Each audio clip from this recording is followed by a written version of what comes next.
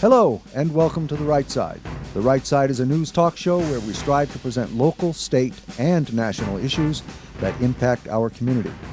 We welcome all points of view to foster greater understanding and awareness.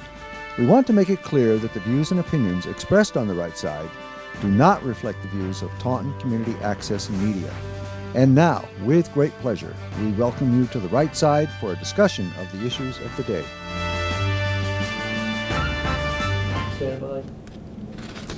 Welcome again, ladies and gentlemen, to The Right Side. My name is David Steinoff, and I'll be your host tonight. The Right Side, a conservative talk show servicing Taunton and surrounding cities and towns. Tonight, we have another guest, a good friend of mine, and someone who's been very involved with Republican politics throughout this area for a long time, Mr. Brian Kennedy. Welcome to the show. Good evening, Dr. Steinhoff. It's a pleasure. I'm very happy to be here. Well, thank you for spending some time with us. Brian is a candidate for state committee, but what we want to do first, Brian, is talk a little bit about state committee. We've spent some time in different shows trying to educate some of the viewers on what's going on in the Republican Party nationally, locally, and some of the different things that happen within the party that make the party work. Chanel Perunia was here talking about being the national committee woman. You are actually involved with MARA, am I correct? That is correct. I am the national director for the Massachusetts Republican Assembly. We're the conservative wing of the Republican Party. Well, there you go. Can't have much more conservative than MARA. And as a national committee man, you go to the meetings for MARA. Right. Yeah, we have a national convention. Actually, at our we had a national endorsing convention. We actually endorsed Senator Ted Cruz at the national level, and we had representatives from many states across the United States. So it's a big deal. We actually had Donald Trump at our convention, and if you see one of his speeches in person, it's actually amazing. But we were quite honored to have him. And certainly we're the grassroots of the Republican Party. We were formed out of the Reagan campaign.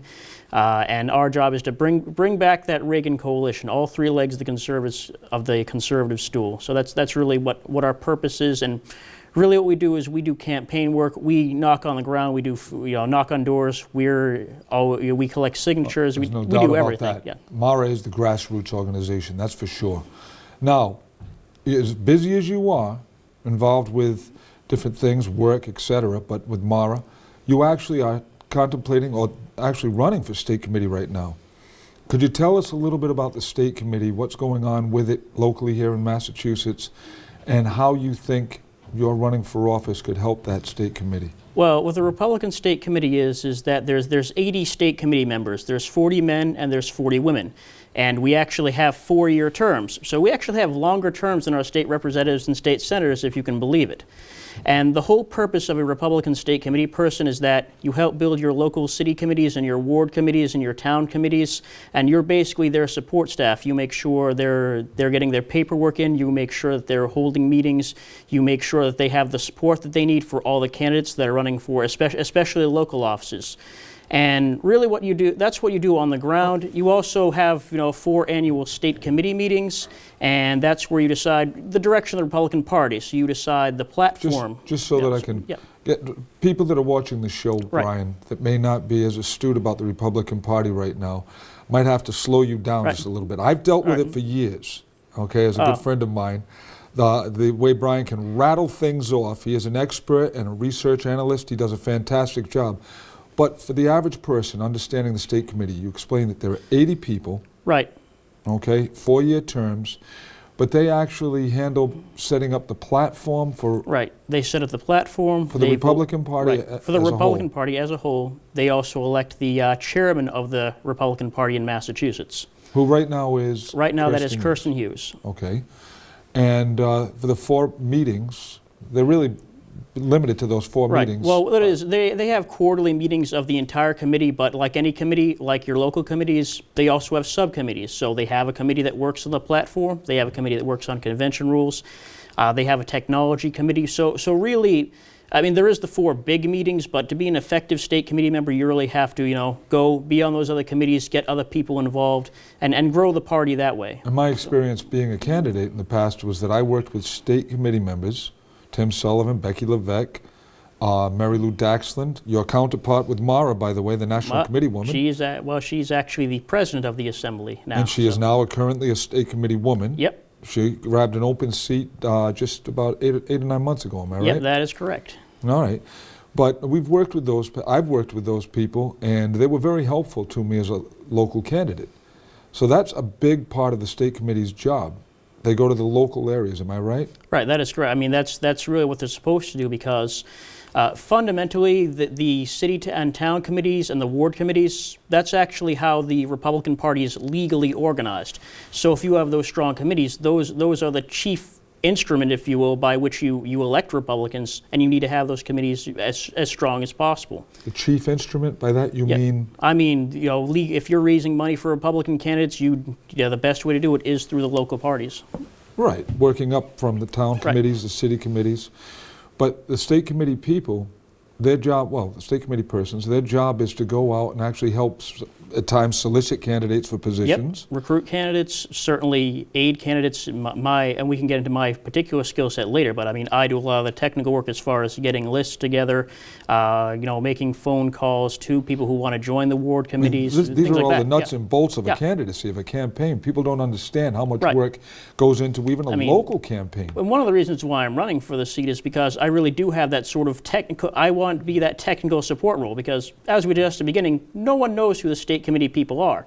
And I'm fine with that, because I'm happy to be in the background supporting all of our people all the way up and down the ballot. Candidates and people on the Republican town committees or city committees, they would know their state committee people. They would know them well, and they bounce around from town to town because each state committee person represents a district that mirrors our state senators. Correct, yes, the state senate district. Why don't you describe the district that you'd be running for? Well, our district is the 1st Plymouth and Bristol district, so it goes through Taunton, Berkeley, Dighton, Rainham, Carver, Middleborough, Marion, and Wareham. Well, you did that all without a cheat sheet. That's pretty good, Brian. Well, there's 9 communities. So it goes all the way from Taunton out to Marion? Yep, Marion and Wareham, yep. All right, so that's a large district. Anybody in that position, and I bet the viewers don't understand how much running around is involved, but you'd be going to the town meetings, you'd be helping them to organize. Yep. And helping them to raise funds at time for certain candidates. And I imagine the state committee had a lot to do with Governor Baker's campaign. Am I wrong? Oh, yes, certainly. A lot of state committee members were integral in the governor's campaign. And the governor's going to turn to the state committee to devise some of his policies, his platform, etc. Well, we would certainly hope so, and one of the reasons I want to help influence that, because sometimes I feel like the governor, I'll get into this a little bit later, but I mean, the reason I'm running is I really want to reform the party, because there are some things that are going on that should be disconcerting to people. You want to help reform certainly. The party? Well, I mean, I'm on the ground. Many of the candidates that I work for know, I'm there, I'm no nonsense, I help them do the nuts and bolts, and yeah, I have a loud voice, but Brian would knock on door after door with me until the wee hours. We did that many times. And a lot of times he'd get down to the campaign room and set things up, be making phone calls before I could even break free and get there. So Brian's an endless, tireless worker, that's for sure. So you plan on driving from place to place. How are you going to manage that with your full-time, daytime job, so that the people, in full disclosure, know that they can vote for Brian Kennedy and know that he's going to be the person for the job? How are you going to manage it and still manage to do all you do for Mara? Well, I mean, the two are combined. I mean, one of the Assembly's goals is to, reform the state committee and be that ground force, and be the conservative part of the state committee. Right. Well, just and influence it, because one of the issues we have is we have 10% Republican Party registration, and it's been that way for as long as I've been alive, and I've been Isn't too long, ladies and gentlemen, if you take a look at it. Believe it or not, I'm pushing 30.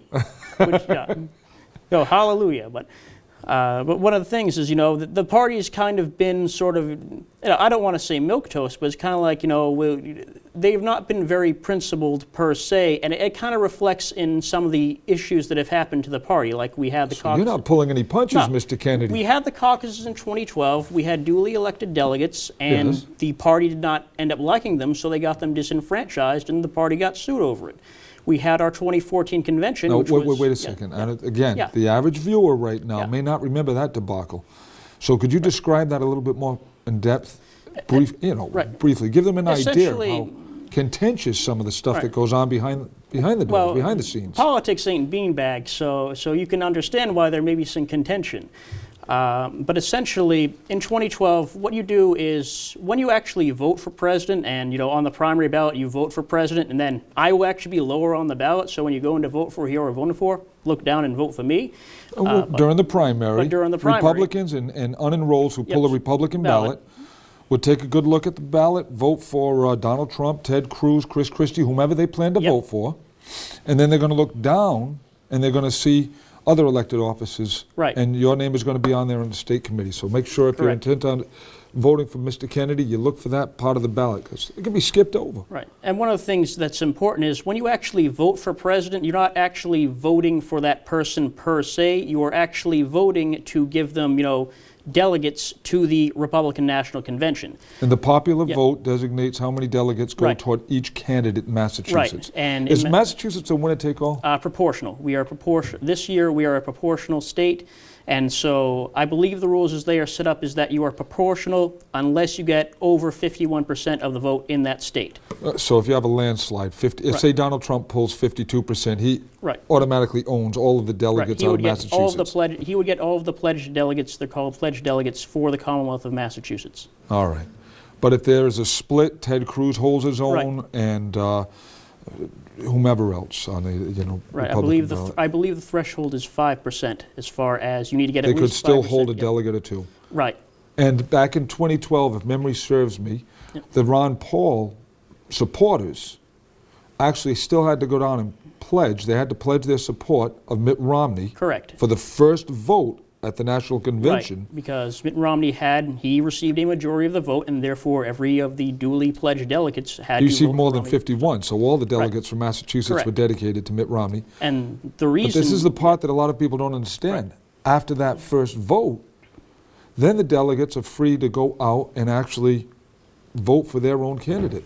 And additionally, when you're actually a delegate to the convention, it's not just voting for whoever's going to be the presidential nominee. We had the Republican National Committee woman on a couple of shows ago, and she said, one of the things that you do is there's committees after a national convention too for the national platform, and how the national party is going to conduct its business. So it's really very important that if you want to be a delegate, that's really how you influence the party at a national level. And that's why the caucuses are really critically important to me, because that is the only way that someone from our district, which is not a very wealthy district compared to some of the wealthier places in the town. That's just the only like way the delegates can weigh in on the candidate's platform eventually, correct? May. State committee persons, men and women, can work toward helping to influence our state committee's role in the future of our Republican Party. Correct. And this is what you're hoping to do with this candidacy and all the door knocking and phone calls you'll be doing. Right. We have a short break coming up, okay? And I believe in just a moment we'll be breaking for the public service announcement. But go ahead and tell us quickly, just give us a little roll call, laundry list of what you'd like to do. Basically, what I'd like to do is I want to develop a guide for local town and ward committees, because what the party does, it has great resources for candidates, and they've gotten a lot better in the last couple of years. But there's no bridge there between, okay, you want to start up a town committee. How do you actually do that? How do you work your subcommittees? How is it so that you're effective, so that when you do recruitment, no one has to reinvent the wheel at a committee level? And that's really what I want to focus on, is that intermediary level, where you have the committees have to be strong, they have to be supported, and right now that's something that the party doesn't do as well as it could be doing if someone were to have that focus. Well, we have just 10 seconds, and we're going to be breaking and coming back shortly after that to keep speaking to Mr. Kennedy. Thank you. We'll be right back. That cute little dog in the pet store window? Chances are it came from a puppy mill, a breeding facility that forces caged, neglected, and often sick dogs to churn out puppy after puppy to be sold for profit. Meanwhile, millions of wonderful, healthy pets end up in animal shelters. This leads to the killing of more than 9,000 by the end of today. But with one simple choice, you can help, just by deciding to adopt instead of purchase your next pet. Animal shelters are full of amazing pets looking for a home. When you adopt your new best friend, not only are you saving a life, you're taking a stand against puppy mills. Now imagine sharing the joy of adopting with your friends. Seeing the smart choice and impact you've made, they adopt their next pets and share with 5 of their friends who share with 5 more. Before long, thousands get involved. Pet stores stop selling dogs from puppy mills, and even more lives are saved. And with your help, we can save them all. Visit bestfriends.org to learn more. Going to school pregnant, riding the bus, that was hard. You just have all the stares and you have all the questions, and even little kids make you nervous just staring at you.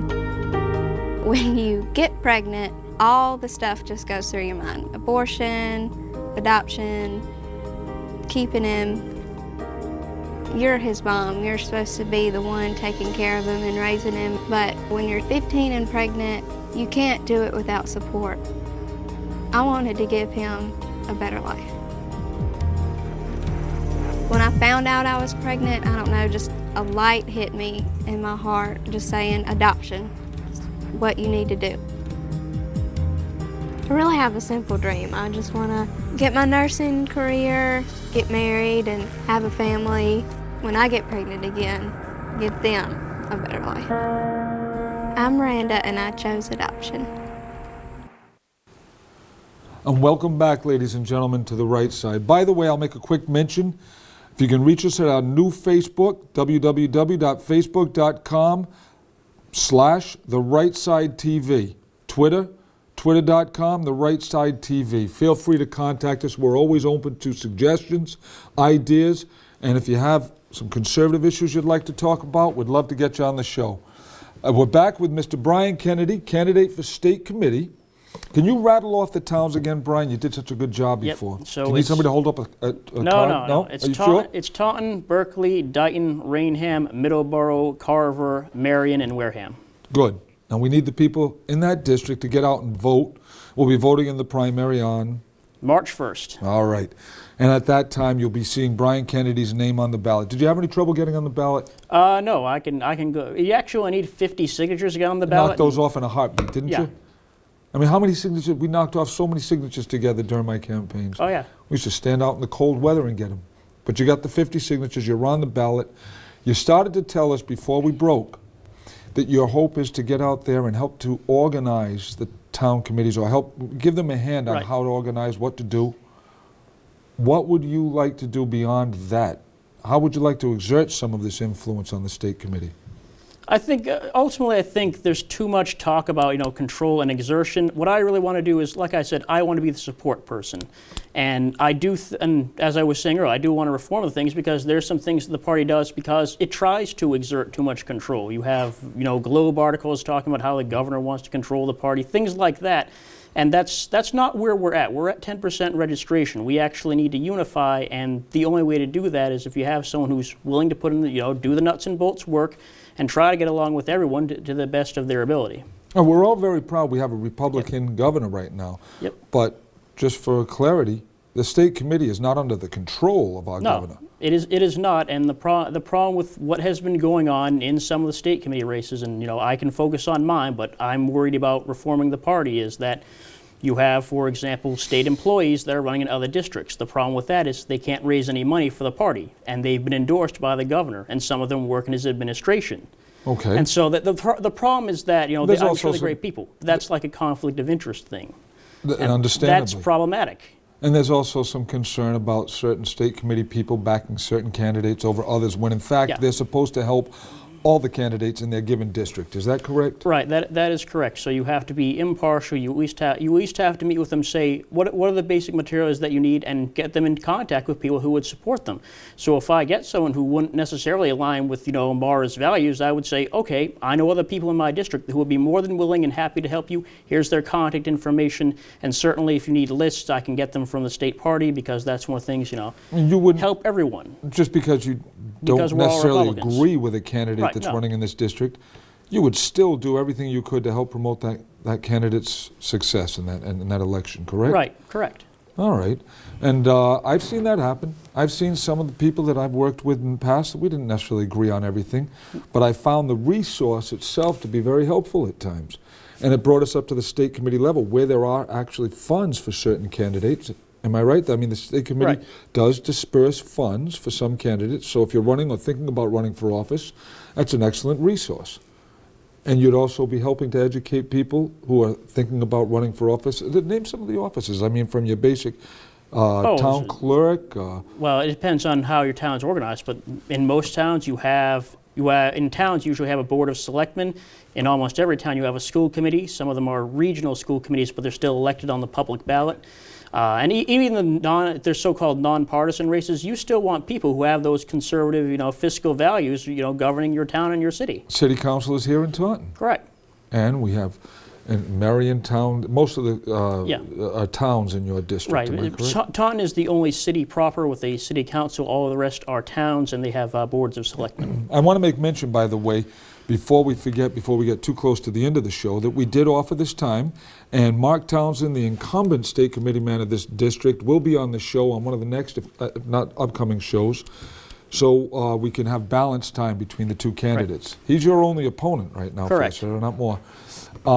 What else are you planning to do to make people aware of your candidacy throughout those towns? Because March 1st is coming up awfully quick. Well, it's like running any other campaign. So you have your data list, you have your list of voters, you use social media, and you reach out like it's any other campaign. So it's not really mechanically different from anything else. I mean, it's like running for state senate, except no one knows what the office is. True. Well, certain people may not know, but I think tonight, hopefully, we'll get a few more viewers on top. They'll understand a little bit more about it. And if anybody wants to help with your campaign, how would they go about getting in touch with you? Well, I do have a Facebook page. It's facebook.com/Kennedy, 4, SCM. And go to that page, and you can see some of my issues, my platform. Kennedy, Kennedy, 4, SCM, State Committee Man. So. I got you. And if you want to help out with the campaign, maybe make a few phone calls. Yep. Knock on doors. Oh yeah. Certainly. Snowstorms withstanding, right? Yeah, I'm not going to send you out in a snowstorm unless I'm not going to do that. We've done it before, knee deep in snow, knocking on doors. No, but certainly, definitely phone calls. What will really help is because it's not a very well-known office. I mean, people who have influence in town or people who have businesses.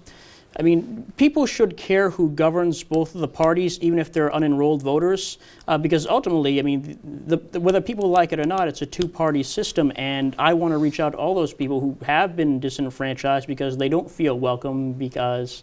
You mean unenrolls who have decided, I don't like either party now for whatever reason, they're not happy with some of the things or elections, the way they've going on here in this state, so they've turned unenrolled. They won't declare themselves as a Republican. You want to bring some of them back. Right. And you're right.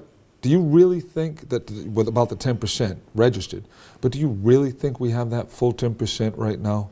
I really don't think so. I think 10% is just a number, and we need a much more aggressive engagement effort.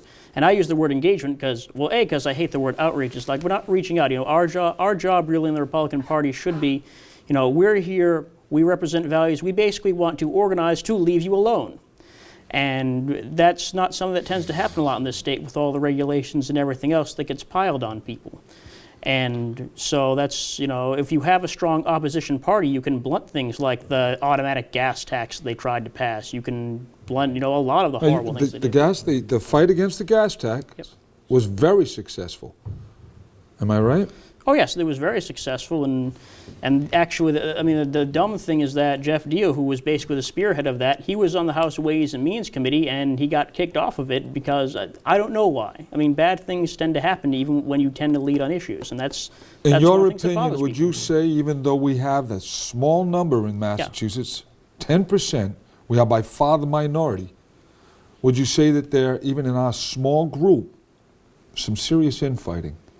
Oh yes, that is sadly the case, and I mean, one of the things I had talked about the caucuses earlier, and they actually had a vote as to whether we were going to have caucuses in 2016. Since we are offering equal time, I would love to hear why my incumbent opponent voted against the caucuses in 2016. I wouldn't do that because we're not a wealthy district. We're not going to have a donor, a mega donor that goes to the convention. We need to get our grassroots people here. Just to explain that theory, the idea of having caucuses, it means that we get more representation of the people. Right.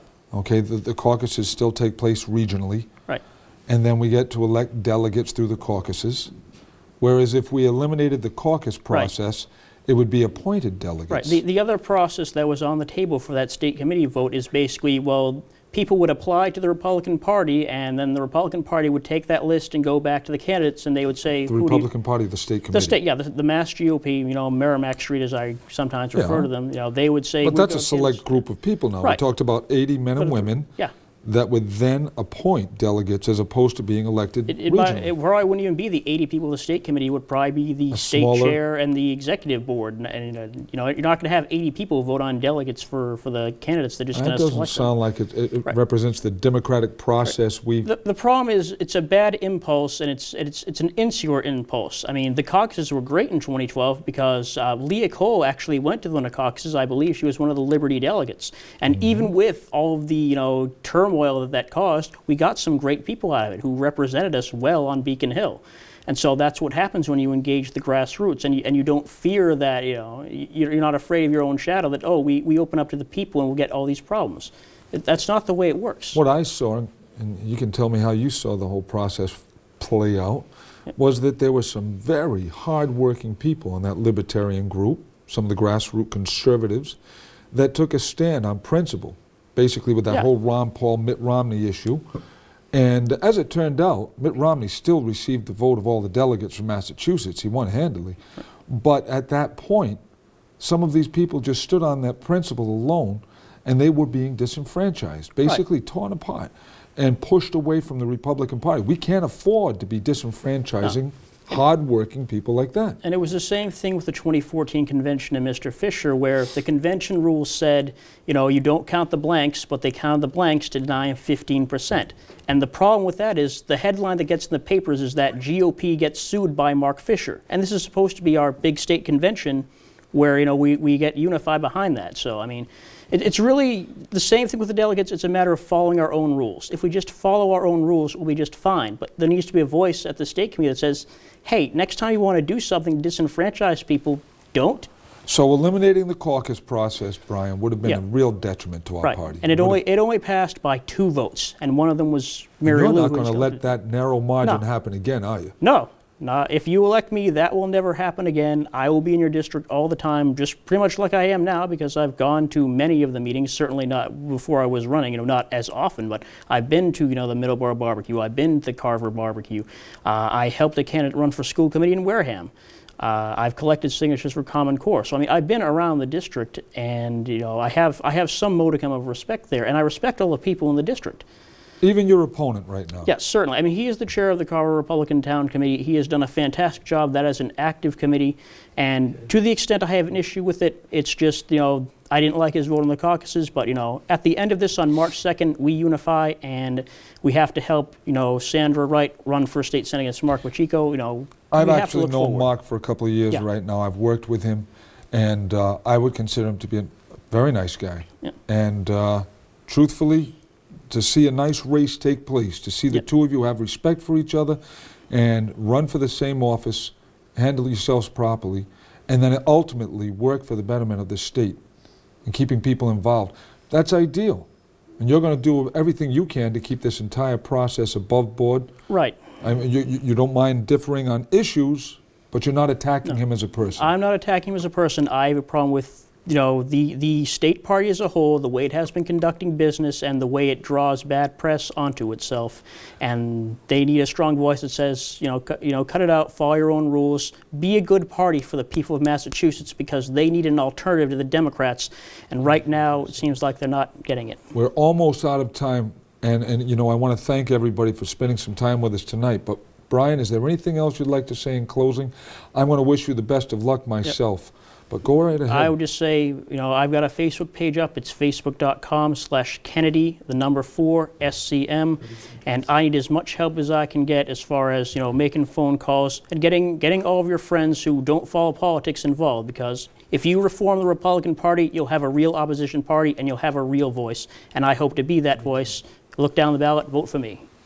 Well, once March again, 1st. ladies and gentlemen, thank you for joining us on the right side. Our guest, Brian Kennedy, best of luck to you, my friend. Thank you very much. And we will have Mark Townsend on our very next show, your opponent. Incumbent as well. Yep, thank you, Gene. Thank you very much. Have a good night, and God bless. The opinions you heard are solely ours, and they do not reflect the views and opinions of Taunton Community Access and Media. If you wish to contact us with reactions, thoughts, or ideas, email us at tcamrightsidetv@gmail.com or visit our social media site, facebook.com, The Right Side TV, or on Twitter @The Right Side TV. Thank you for tuning into The Right Side, and we invite you to tune in to our next show.